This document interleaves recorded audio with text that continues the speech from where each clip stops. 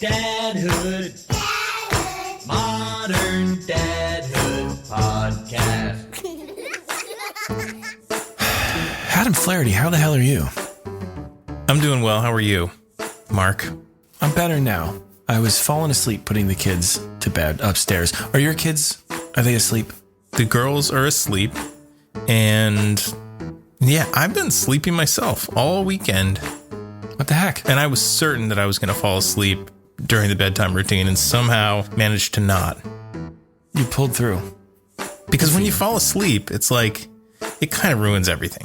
Yeah. And if you're like me, like the moments leading up to like the bedtime routine, like during bath and stuff, I'm kind of going over my head like, okay, I can do this thing and then I can do that thing. And then I'll sit down and I'll watch this TV show, whatever. You're just planning out Sure. the few things you're going to do with the last couple of hours that you have. And then you put your kids to bed and then you almost fall asleep and then you drag yourself downstairs and you're like, I'm not doing anything. You watch about 10 minutes of that TV show and you're out for the night. Yeah. And then I'm asleep on the couch and then I wake up at 1 a.m. and I go, oh, wow, where am I? Oh my God. Well, this is Modern Dadhood. It's an ongoing conversation about the joys, challenges, and general insanity of being a dad in this moment. My name's Adam Flaherty. I'm a father of 2 daughters who are 7.5 and 4.5. And who are you, my friend? My name is Marc Checkett, and I am a dad to twin 3.5-year-old boys. I'm 4.5. I'm 3.5. They've had a lot of attitude lately. I'm 3.5. That's not, they haven't said that specifically, but don't forget the half. That's how they say a lot of things. Just yelling at you. Yeah. Just yell. Oh, there's attitude here too. I'm really tired of it. We didn't get away with yelling at our parents when we were 3.5 years old, did we? I don't think so. I mean, Mom, if you're listening, feel free to write in and tell me that I'm wrong, but I don't think I did a whole heck of a lot of yelling at my parents at that age. Maybe I've yelled, but the attitude, you know, I might say something like, "Hey, are you done? Are you done eating dinner yet? Because I see that you're starting to play with your food a little bit. Maybe you're done." You know, and then I'm not done. It's like the Chris Farley thing when he's dressed up like a woman with the other girl. Yeah. Lay off me. I'm starving. Yes, it's kind of like that. Actually, it's funny you say that because I feel like one of my sons always reminds me actually of Chris Farley a lot. I don't know if it's a good thing or like a terrible thing. I'm not sure. It's got to be the comedy chops, right? It's the comedy chops and the round face like that. This is probably a good time to remind listeners that we do a lot of talking, but we are not experts on anything to do with being fathers at all. You don't think that's just clear? I hope it's clear, but I know that there's like, this might be somebody's first episode, and I don't want them coming in thinking that they're going to get sound like fatherhood parenting advice from us. Yeah, no. Because we are a couple of dinks. A couple of yanks over here. You know, I think if you are a new listener, you can just go ahead and put your pad and your pen down because you're not going to take anything away from this. Here's what you're going to get. You're going to feel a little better knowing that there are other people in this world that also have no idea what they're doing and are a little frustrated at the end of most evenings. And we welcome you to be a part of it with us. Come, commiserate. Today's guest is someone who's near and dear to our show. This is a person who hears every episode of Modern Dadhood before even our wives do. He is a sound engineer. He's a musician, a composer. He's a father of 2, and his name is Pete Morse. And Pete's going to join us in just a few minutes. And as his name would lead you to think, the rest of the episode is actually going to be in Morse code. So those of you that made it that far in Cub Scouts, congratulations. You're going to enjoy this one.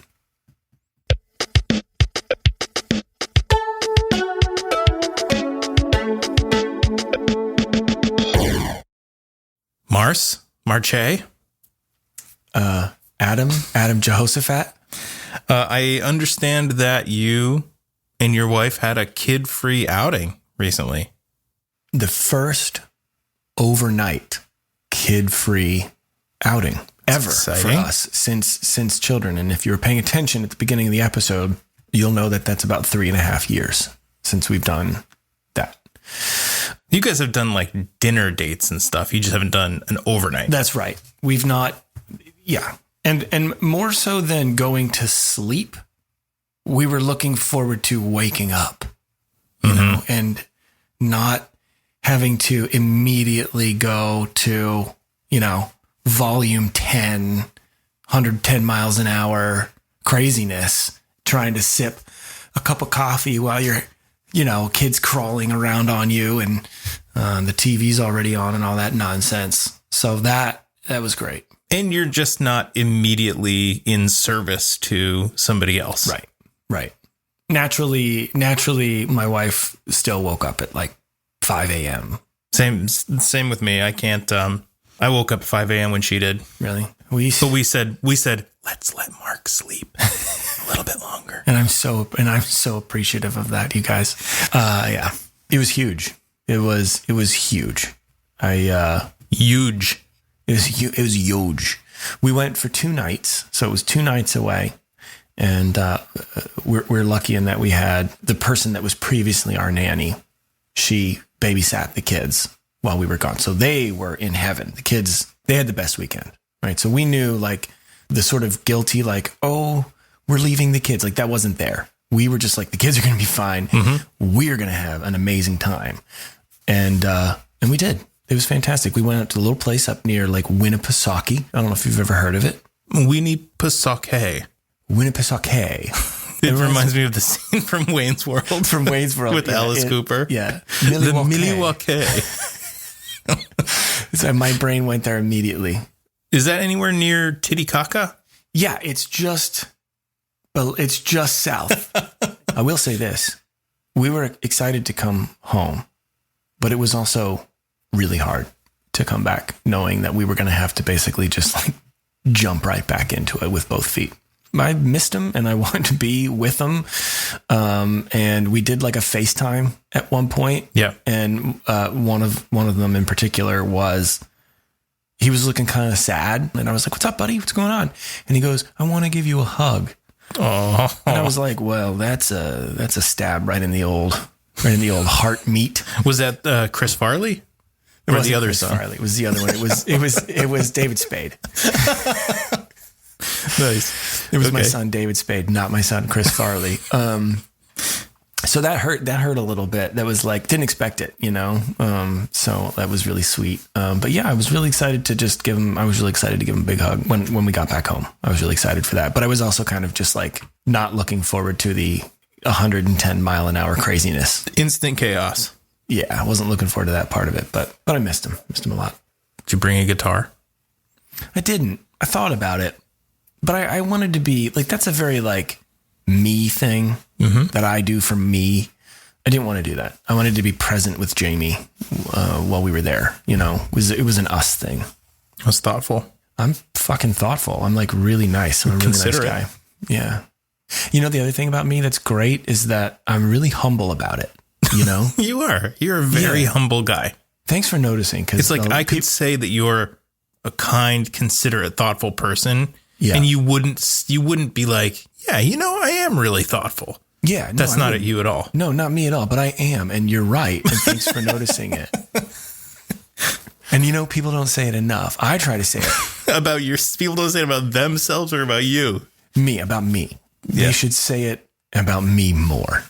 Man, you're a real treat. Yeah, I know.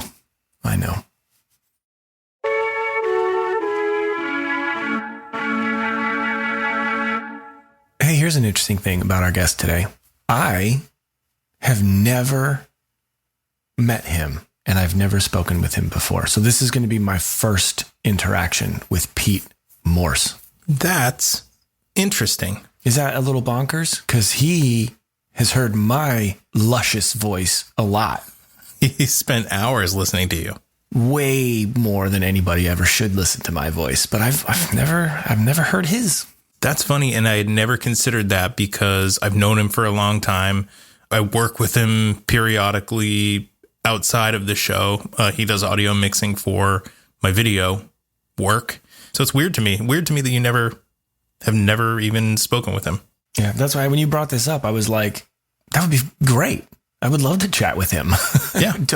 I know his name very well, but I don't know a lot about the real Pete Morse, the man behind the board. So Pete Morse is a fantastic guitar player. He's played for years with an old friend of mine named Pete Kilpatrick. Pete plays lead guitar in Pete Kilpatrick's band. But Pete also has a recording studio and mixing studio in his house that he's built out the studio.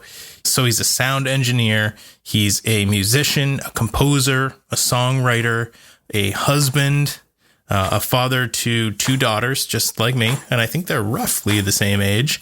And he's a great dude. So let's welcome him to the conversation.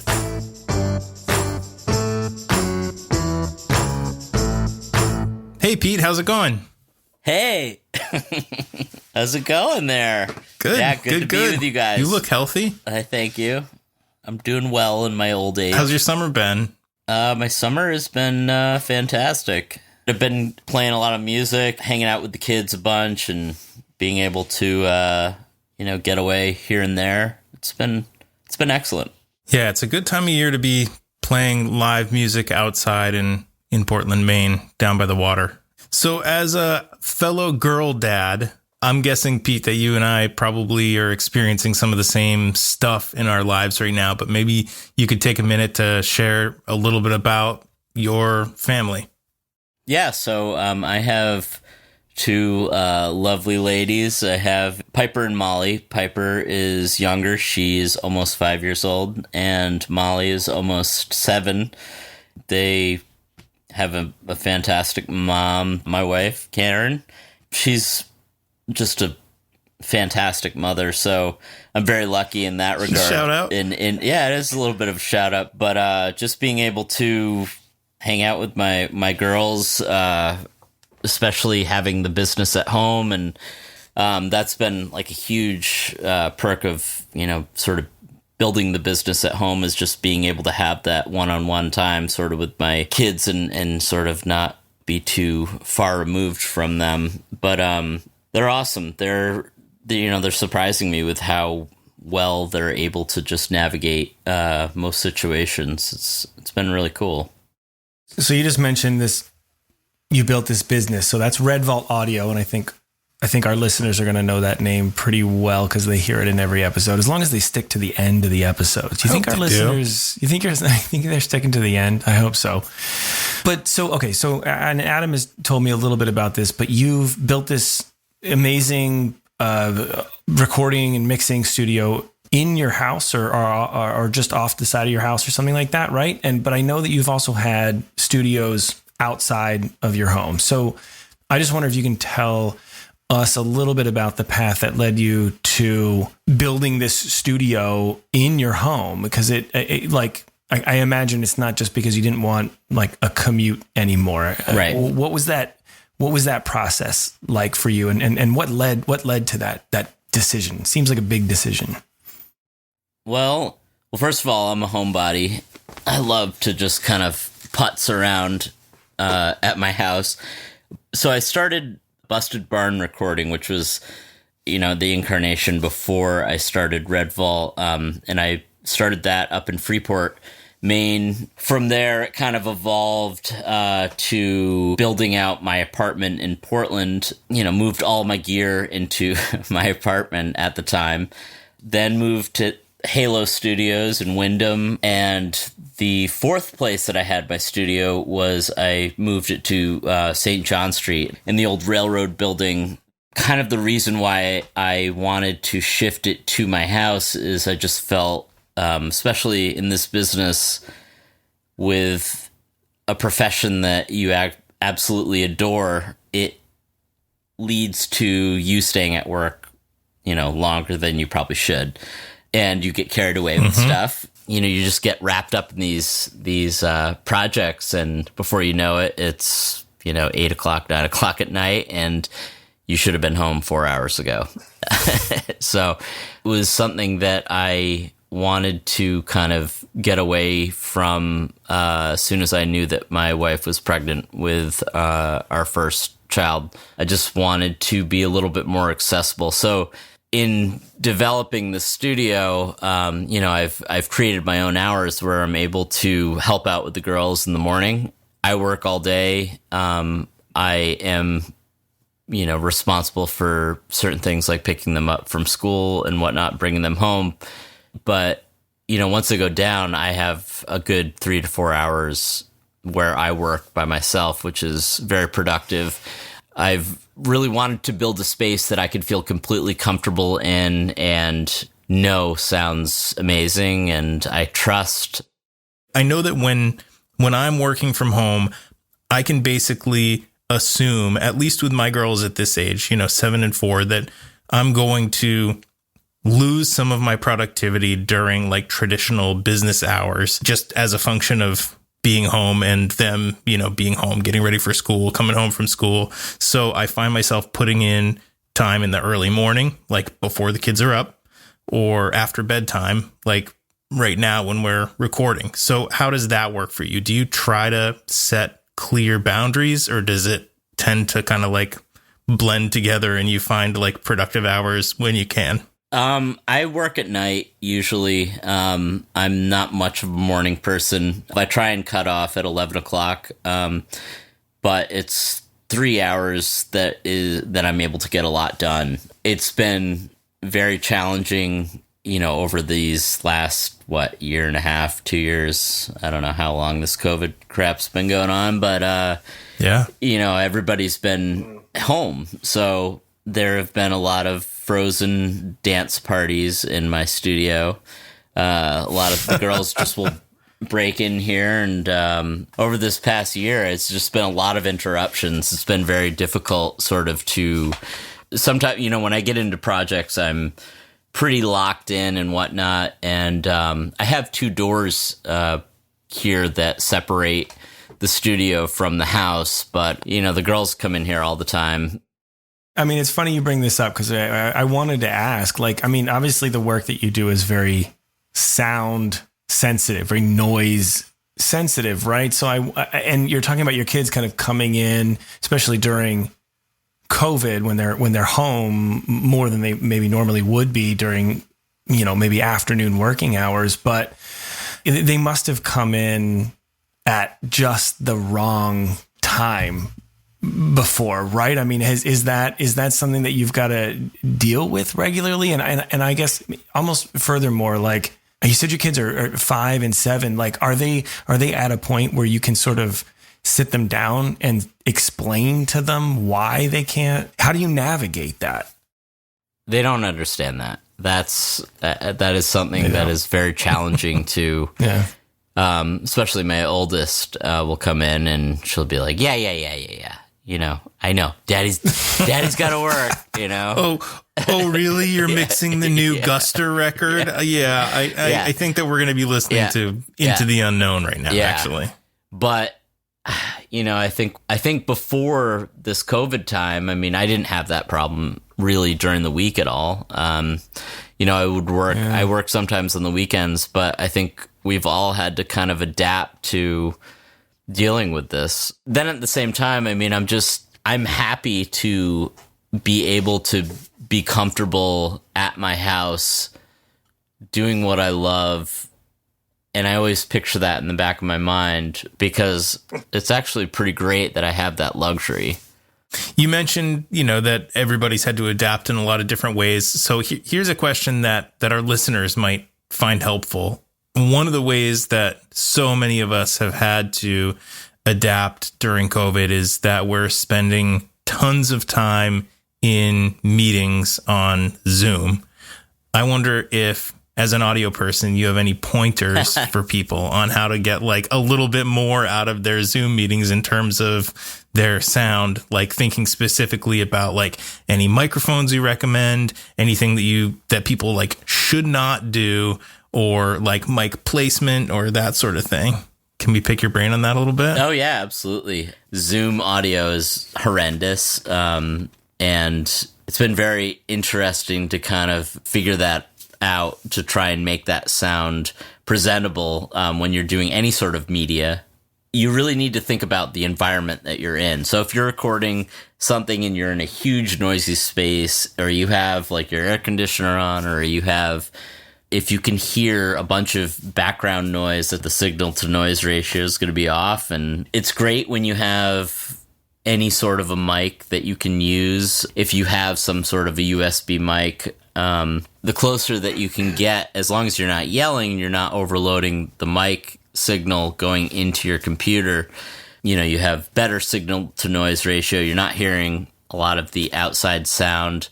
The other thing that you can do is kind of rig the room a little bit so it's a little, it's more dead. I mean, the easiest thing to do would be to place your laptop on some sort of like a blanket, a sweatshirt or something to kind of get it away from the vibrations of the room. The table is kind of a conductor for energy, which kind of moves to the computer, then it picks up the mic, and it's hard to really tell that. But if you can decouple the computer from that, it does help.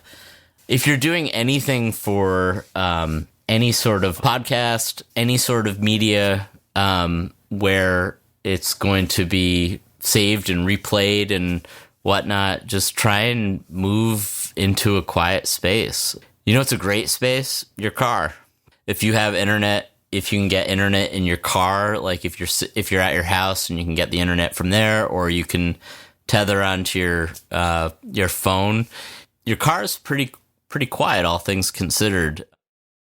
I've got a question for you. So you got this home studio, you've got 2 kids, they see you, they come into the studio, they see you during engineering sessions, and I imagine playing live music and all of that. Have either of them expressed interest in picking up an instrument, maybe following in your footsteps at all? Is that something that you have experienced at all yet with them? Yeah, absolutely.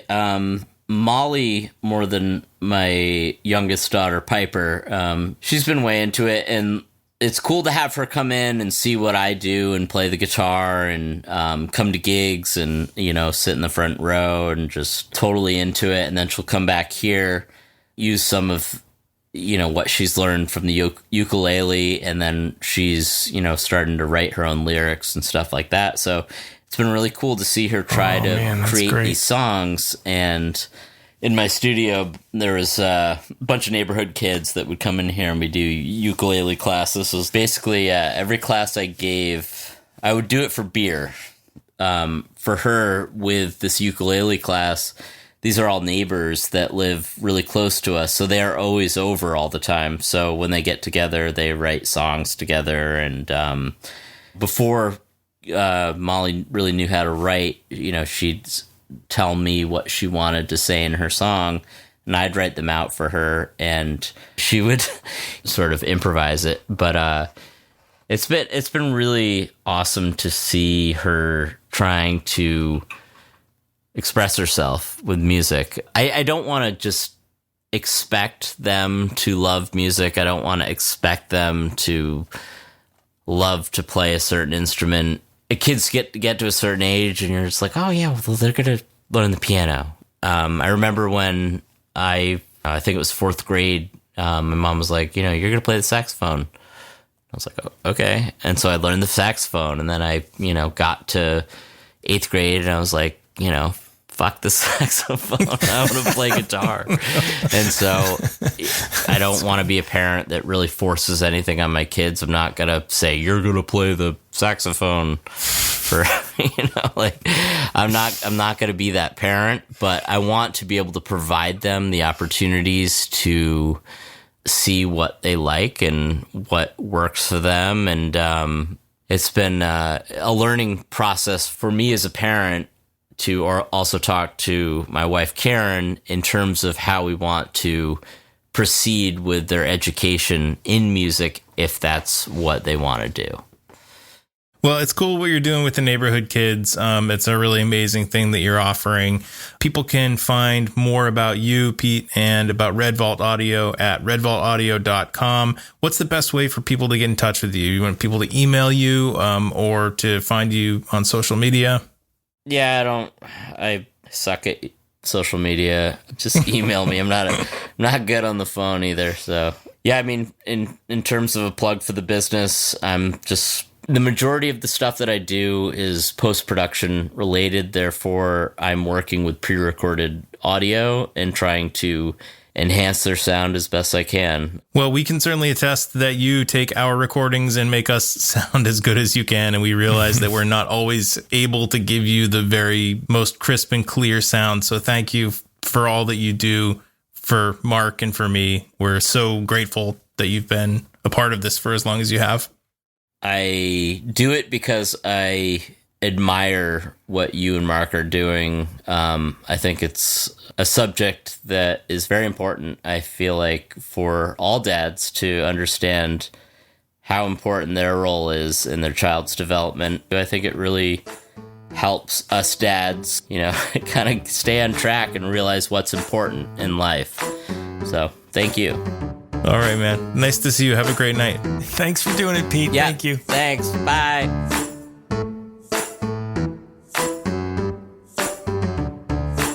This is the segment of our episode where we do a recurring segment. And I know we're over 50 episodes in and we are due to shake things up a little bit. I know we are.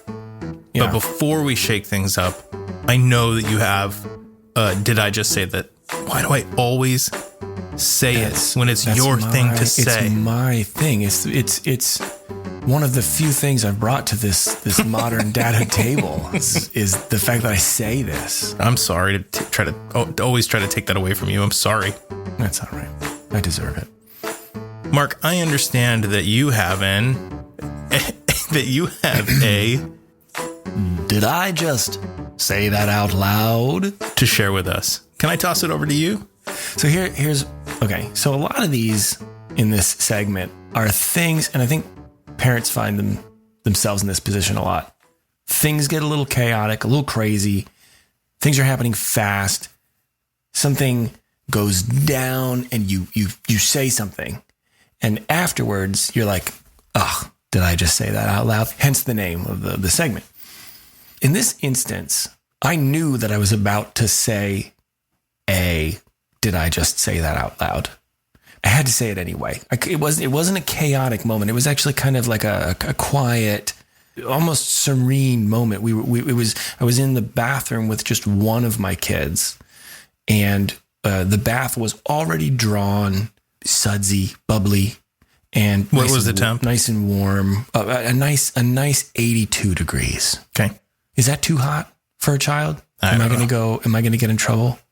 I don't know. As long as they don't come out with burn marks, I think you're probably okay. They usually dip a toe in first, and they let me know. And he had already brushed his teeth. Things were going well. It was calm. It was not a chaotic moment. And he's got these Paw Patrol underpants. Okay, you familiar with Paw Patrol? Mm-hmm. Are you familiar with underpants? Less so. Okay, so you kind of know what I'm talking about then. So he's got these Paw Patrol underpants, and it's time to take them off because he's going to get in the bath. So I say, hey, don't forget your underpants. So he takes them off, and when he does, I see his penis. Okay, as you would, yeah, of course. And this is what I say. I take a minute. And then in that minute, I think to myself, this is going to be did I just say that out loud? And I say, hey, buddy, why is your penis blue? Uh-oh. And then I called for mommy because I was like, hold on a second here. I'm not familiar with this situation. And you thought that she, who doesn't have one of her own, might have the explanation. I thought maybe, how sometimes it's like if you go outside to get a non-expert, sure, opinion on something. Let me see, were his hands blue at all? No. And so I say, hey, mommy, hey, come here real quick. And she takes one look and she goes, oh, it's those underpants. Was he wearing the Paw Patrol underpants? And I said, yeah. And she said, yeah, this has happened a couple of times. I guess there's a particular, they're new underpants. And so I guess they haven't been washed enough times. Some of the dye or something, or something in them like comes off on your skin. I don't like this. No. And this is negligence. I mean, his poor, tiny 3.5-year-old penis, this was just the tip of it was bright blue. Oh. And she goes, it's going to come off in the bath, and then like walks away. And I'm like, why are you not more concerned about this? But I dip him in the bath and it disappears into the bath. But for about 3, 4, maybe 5 seconds, I was very concerned and very confused. Yeah. I can understand that. Yeah. But like also, that's the big problem. Like that has to happen to other. Have you looked at Amazon reviews or anything like that? This is a big problem. I haven't really investigated. And they can't be the only ones. I don't want to sully the good name of Paw Patrol either, but also like anybody can buy the license, right? So this could be very far removed from the main Paw Patrol brand. So no, I'm not coming after Paw Patrol right now, but yeah, it is I guess it is worth looking into. Well, yeah. And of course, yeah, it's whatever third party clothing manufacturer makes those. But the Paw Patrol brand should know about this. They should. I mean, how do you start that? What do you put in the subject line of that email? I think you put no subject, no body of the message, and it's just a picture. That's all you put in. I feel like that might get me into more trouble. But what if it's like remember like Dear Abby, and they never signed the letters like with a name, but it was always like it was like a little pithy kind of Sleepless in Seattle. Exactly. Right. What if it's like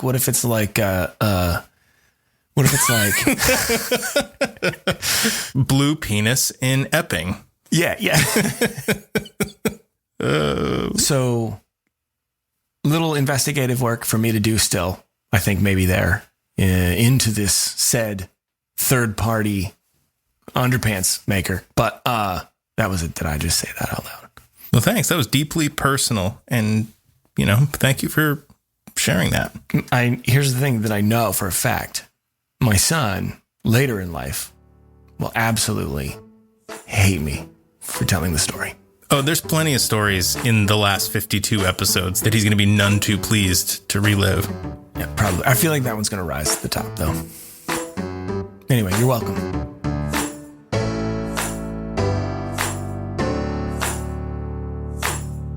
Well, friends, this has been another episode of Modern Dadhood.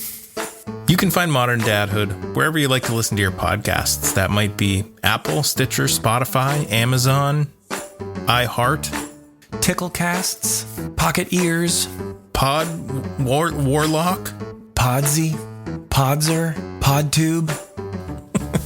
Some of these are things. There's no question. But wherever you listen, please leave us a rating and a review, and tell a friend about Modern Dadhood if you're really digging it. Follow us on Instagram and Facebook. We've got those. Those are there. Buy yourself or a friend a Modern Dadhood t-shirt or dad hoodie. They're comfortable and fashionable. And you can write us an email at heyoy@moderndadhood.com. Just write in and tell us what one of your favorite guests was on the show. Thank you, as always, to Casper Baby Pants and to Spencer Albee for the music in Modern Dadhood. Thank you to Pete Morse at Red Vault Audio for mixing our show and for being our guest today. And over to you, Marc, for the final thank you. And thank you for listening.